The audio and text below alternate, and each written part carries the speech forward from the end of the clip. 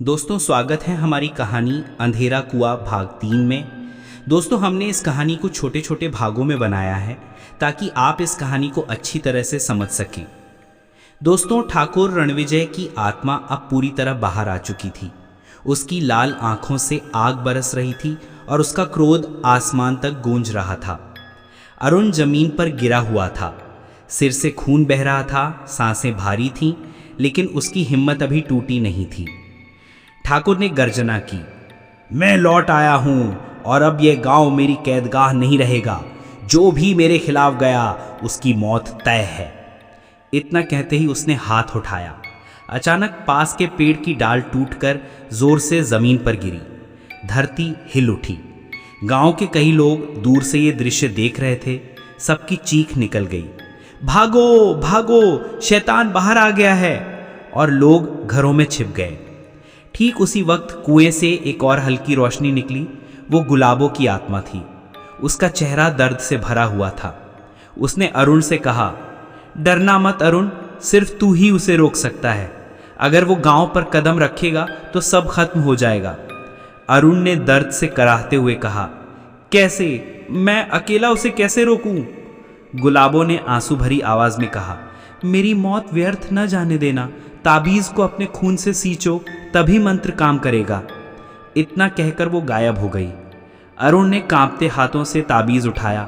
उसके खून की बूंदें ताबीज पर गिरी।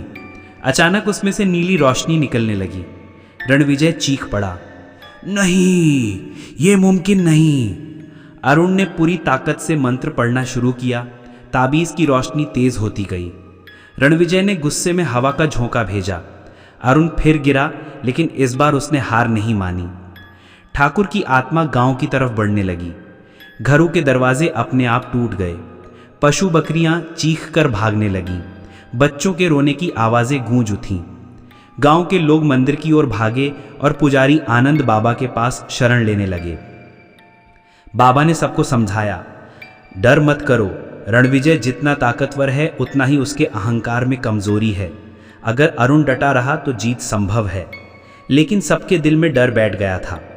अरुण का दोस्त महेंद्र अब तक छिपा हुआ था, लेकिन जब उसने देखा कि उसका दोस्त अकेला रणविजय से लड़ रहा है तो उसका दिल कांप उठा। वो दौड़ता हुआ अरुण के पास आया और बोला, मैं तुझे अकेला नहीं छोड़ूंगा, चाहे मर भी जाऊं लेकिन साथ दूंगा।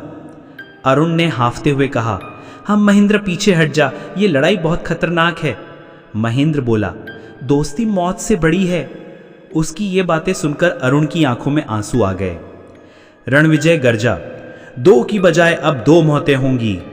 उसने हवा से आग का गोला बनाया और दोनों की ओर फेंक दिया। अरुण ने ताबीज उठाया। ताबीज से नीली किरण निकली और आग का गोला बीच में ही फट गया। रणविजय चीख पड़ा, ये कैसे हो सकता है? अरुण ने दांत भींचकर कहा, तेरा आतंक यहीं खत्म होगा। इसी बीच आनंद बाबा और गांव के कुछ लोग मंत्रोच्चारण करते हुए वहां पहुंच गए। बाबा ने अपने हाथ में पवित्र जल और शंख लिया। उन्होंने जोर से मंत्र पढ़ा और रणविजय पर जल छिड़का। आत्मा कुछ देर के लिए पीछे हट गई। बाबा चिल्लाए, अरुण, यही सही वक्त है, अपने साहस को आखिरी हद तक ले जा। अरुण ने पूरा ध्यान ताबीज पर ललाया और मंत्र का जाप करने लगा। रणविजय की आत्मा तड़पने लगी। उसकी लाल आंखें और ज्यादा जल उठीं। उसने आखिरी बार पूरी ताकत लगाई और अरुण की ओर झपटा। लेकिन उसी पल गुलाबों की आत्मा फिर प्रकट हुई और उसने रणविजय का रास्ता रोक लिया। गुलाबो चिल्लाई, रणविजय, जिस तरह तूने मेरी जिंदगी छीनी थी, अब मैं तुझे तेरे अंत तक ले जाऊंगी। उसने अरुण को इशारा किया। अरुण ने पूरी ताकत से ताबीज रणविजय की आत्मा पर फेंक दिया। ताबीज रणविजय की छाती पर लगा और उसमें से भयंकर रोशनी फूट पड़ी। रणविजय चीखता हुआ जमीन पर गिरा और उसका शरीर धुएं में बदलने लगा। पूरे गांव में तेज गड़गड़ाहट हुई। पेड़ हिलने लगे। कुआं कांप उठा। रणविजय आखिरी बार चिल्लाया, ये खत्म नहीं हुआ, मैं लौटूंगा। और फिर उसकी आत्मा धुएं की तरह बिखर गई। सन्नाटा छा गया। हवा थम गई, लेकिन गांव वाले अभी भी डरे हुए थे। अरुण जमीन पर गिरा हुआ था। उसकी आंखें आधी बंद थी। गुलाबों की आत्मा धीरे से उसके पास आई, मुस्कुराई और बोली, धन्यवाद अरुण, तूने मुझे मुक्ति दी।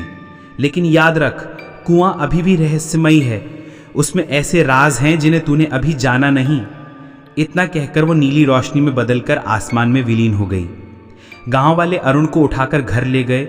सबको लगा कि आतंक खत्म हो गया है, लेकिन अरुण के दिल में सवाल गहराता जा रहा था।